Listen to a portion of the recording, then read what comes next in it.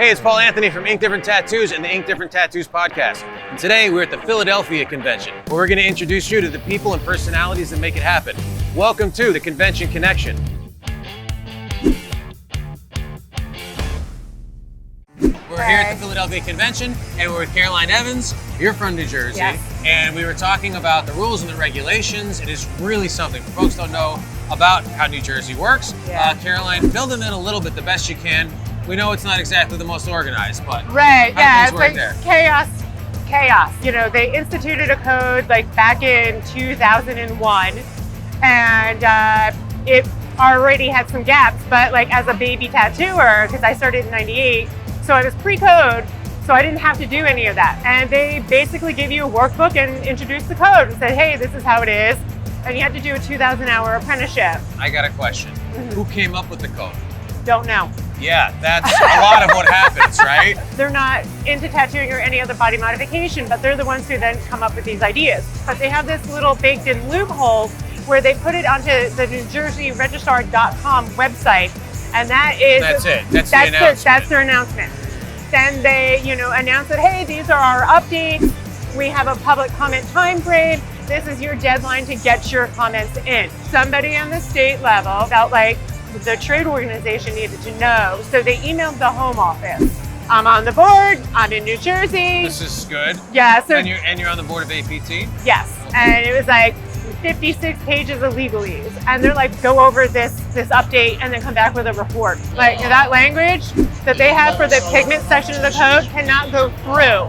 If it goes through language, they ban tattooing in New Jersey. We did make a letter, but my name went on it because I'm a tattoo artist in New Jersey, I'm a shop owner in Jersey, and then I'm a board member. So bang, my name goes on the bottom of that letter. We send it in. What I think is amazing about this is I think what you're sharing with people Yeah. is get active, get involved, Yes. and then you're in Brick, New Jersey? Yes, I am. And then what's the name of the studio? Radiant Energy Tattoo. Radiant Energy, Yeah. okay, cool. And you've had a prestigious long career, right? You started in the 90s. I did, I started in So you've been 98. tattooing for a few days now, Yeah. a few weeks.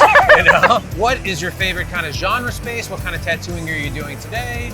I do everything. You do everything? Okay. I learned under Steve Ferguson at the Ink Spot. Okay. And like that, at that point, was the studio to go to. Okay, we yeah. had our Cherry Creek, we had our Brian Everett and Jack Rudy, Okay, yeah, and like we had the C Flash. And so basically, like our job was to make the tattoo look better than the Flash. Apprenticeship structure like? A lot of tracing in the beginning, or good luck, or what was?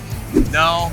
It was sort of kicking you into the deep end, going swim. Got involved in tattooing or interested in it, like going to a convention that they were having advertised that it was going to be, I think, Halloween weekend. So it was the one that was held in Elizabeth in I think 1994. So my ex wanted to be tattooed, my sister wanted to be tattooed. I didn't care any different. I'm like, oh, whatever.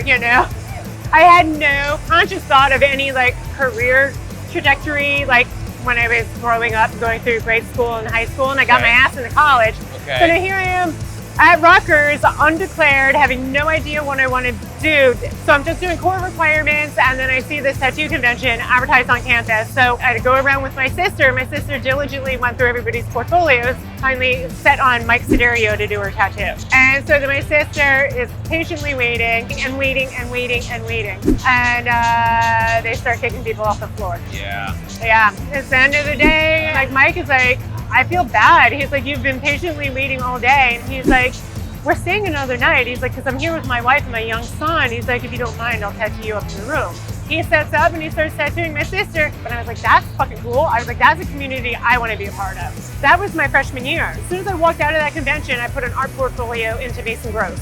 So I had a very, very exhausting senior year. I was working my part-time job. I was a commuter student. I was holding down 18 credits both semesters, and then I would be in the shop whenever I could be in the shop. Yeah, like after I finished school, it was just like 3 months of basically 5 sheets, 5 grapefruits, 5 people, and then it was like, okay, you're ready.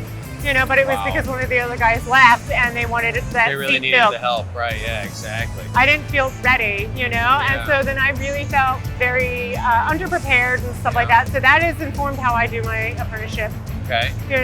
with people. That also forced me to start going to the conventions and going to classes, like any webinars, seminars, whatever I could get my ass into, because I was like, I feel so inadequate I need to fill that gap. And so you're here in Philly, it's January. What's the rest of the year look like as far as your convention tourings and plans? At the New England Expo at the Mohegan Sun in April. Okay. Some other villain art. Okay. And then Frankie's show in October. Gotcha. Yeah, So you do a couple a year. I try to, we're pulling back Okay.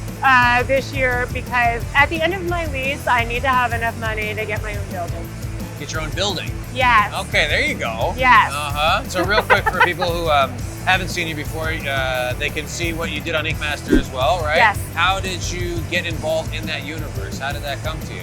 Well, I used to just go into New York for all of the casting calls. Okay. Because it was an excuse to dress up and go into the city and then to see my tattooed friends outside of a convention environment or a shop environment. Okay. I did a interview for Tattoo Titans. Okay. And I tanked it on purpose, but they're like, you don't fit the format for Tattoo Titans. We think you'd be better for Ink Master. And so I was season 5. That's the Rivals format. Sure. So you had to go on as a couple. Yeah. You know, so the shop owner then threw my name out there because she knew I kept going to all the casting calls. And so that's sort of how that came about. You know, advertising publicity helps people know who you are so they can get tattooed by you. Yeah. And I think it's probably a great thing that they hurry up and do that because she's going to be busy buying a building and she's going to be very occupied. And where can everyone get you again? Caroline Ann Evans is my Instagram, and then the website is tattoosbycaroline.com, or the shop website is myradiantenergy.net. And so we usually just have people text the shop. Lots of that. You know, so that's that phone number is 732-503-8469. I guess if you have ideas about how to organize the laws in New Jersey, you can also talk to Caroline about that, right?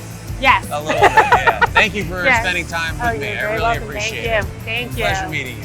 I hope you enjoyed that interview. If you did, please like, subscribe, share it, tell your friends about it. Watch the next interview right here.